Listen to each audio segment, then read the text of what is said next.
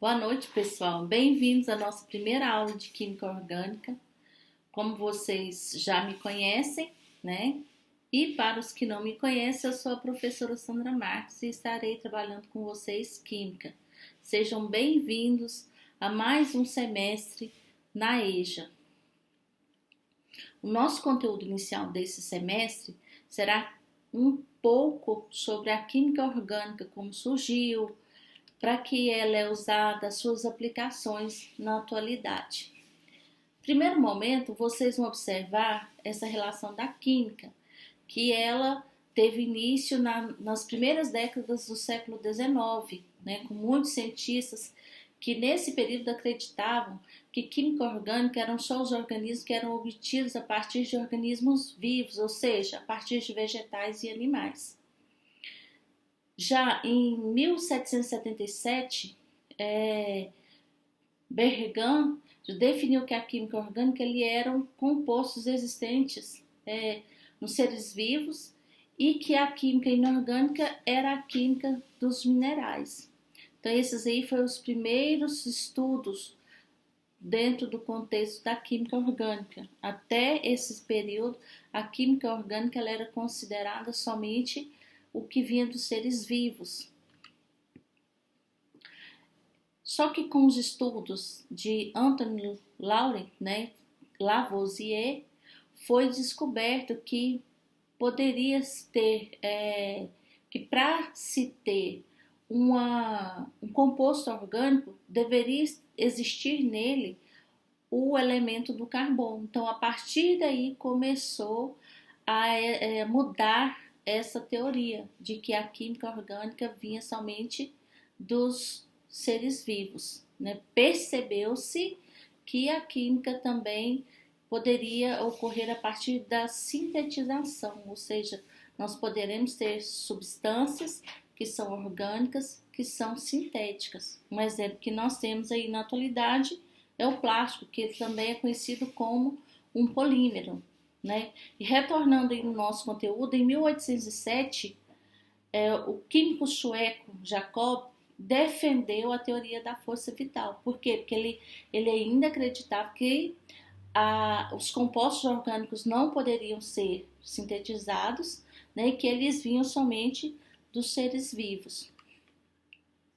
Só que isso foi comprovado, né, a partir de 1828 por Wöhler, que sintetizou a ureia. Então ele pegou, se vocês observarem, aqui nós temos o cianeto de amônia, que ele forneceu para ele uma determinada energia, que nessa reação ele liberou o quê?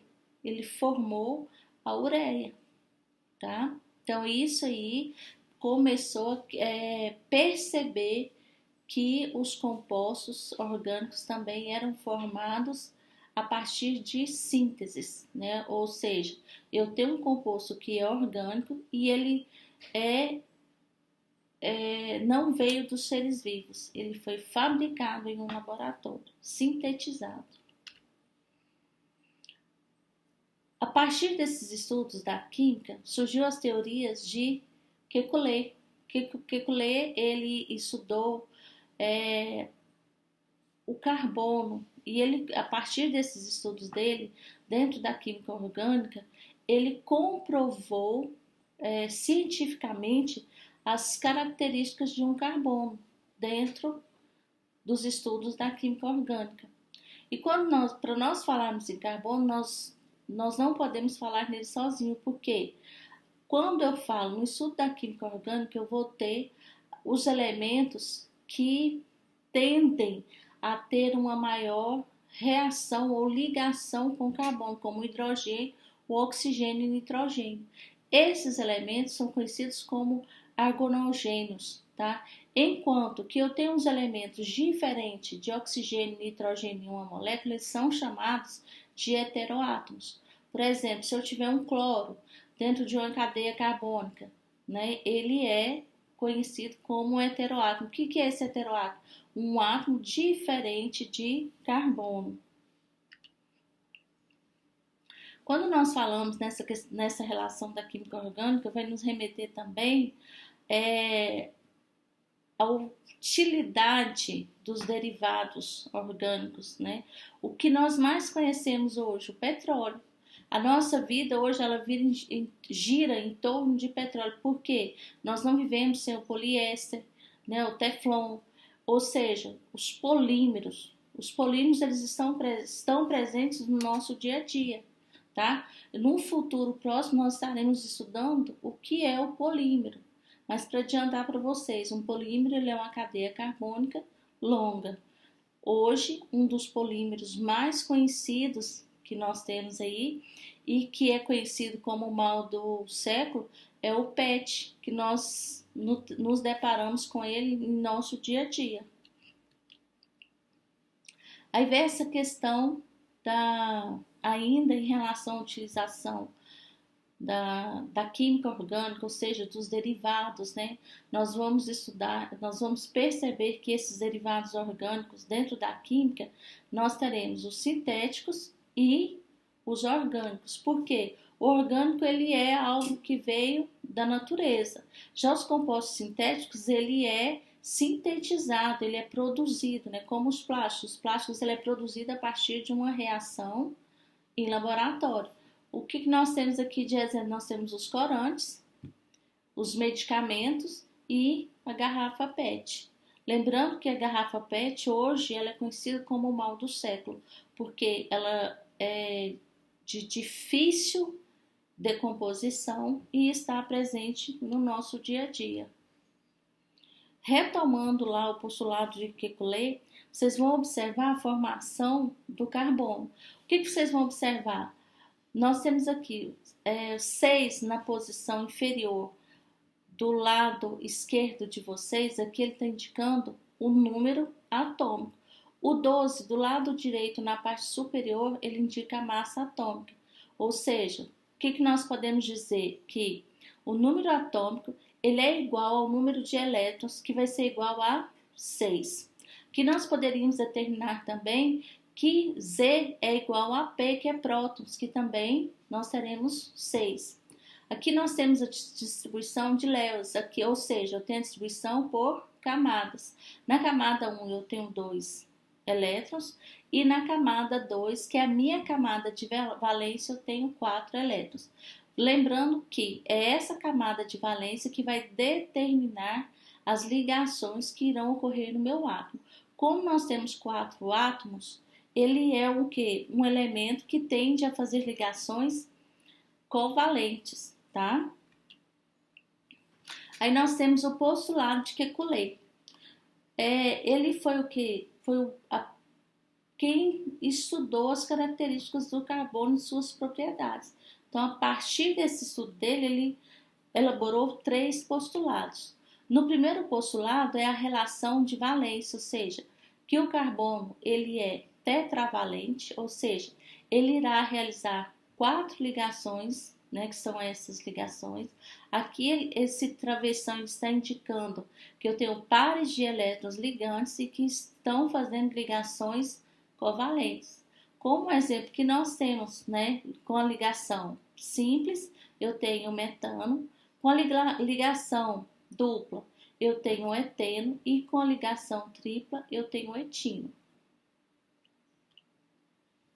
Já no segundo postulado de Kekulé, ele prevalece que o carbono tem 4 valências livres. Ou seja, como vocês estão vendo no exemplo, a posição do cloro na minha molécula não irá interferir na minha fórmula molecular, porque que eu tenho qualquer posição que eu coloque ele ligando com o carbono, ele não vai alterar a minha molécula, tá? O terceiro postulado de Kekulé, ele diz o quê? Que os átomos de carbono agrupam-se entre si, formando estruturas de carbonos ou cadeias carbônicas, ou seja, que os carbonos tendem, né, ou eles ligam entre si, são ligantes, certo? Para ser, e isso aqui o que vocês vão observar, quando eu tenho cadeias carbônicas, somente átomos de carbono ligados, aqui nós iremos conhecer como hidrocarbonetos. Por que um hidrocarboneto? Porque eles são moléculas formadas somente por carbonos e hidrogênio. Aí as propriedades geral do carbono. O que nós temos como essas propriedades? Que ele é o quê? Vai apresentar uma ligação predominantemente covalente e eles são moléculas que possuem as seguintes propriedades. Vai ter um ponto de fusão e um ponto de ebulição baixos. Sua solubilidade vai ocorrer, em substâncias apolares.